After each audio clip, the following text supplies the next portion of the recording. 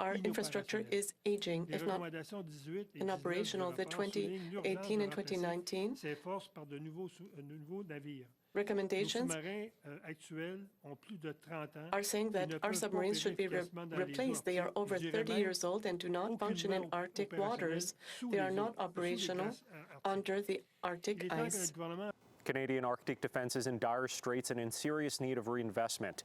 It's a message that's been repeated again and again over the years, but this latest report from the Senate Defense Committee is urging not just more infrastructure in the north, but another look at missile defense. In the future, we may have to be a more resilient and robust partner in NORAD if we want to maintain that relationship with the US. That ballistic missile capacity should be considered again by the federal government. Canada opted out of North American missile systems in 2005 under then Prime Minister Paul Martin. But last year, Defense Minister Anita Anand said Canada was reevaluating. The report highlights that our ability to detect threats is suboptimal, and Committee Chair Tony Dean highlights that not only that, Canada lacks the ability to retaliate. We're thin on the ground in many respects, and what we're saying here is that not only do we not have the capacity right now to fully detect threats from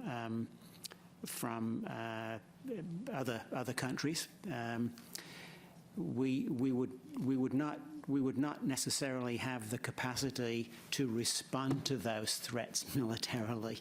It is almost entirely geared on the geopolitical changes, and it recognizes the changing geopolitical environment as posing a real and growing security threat for the Canadian Arctic. And that tone is what separates it from the previous reports.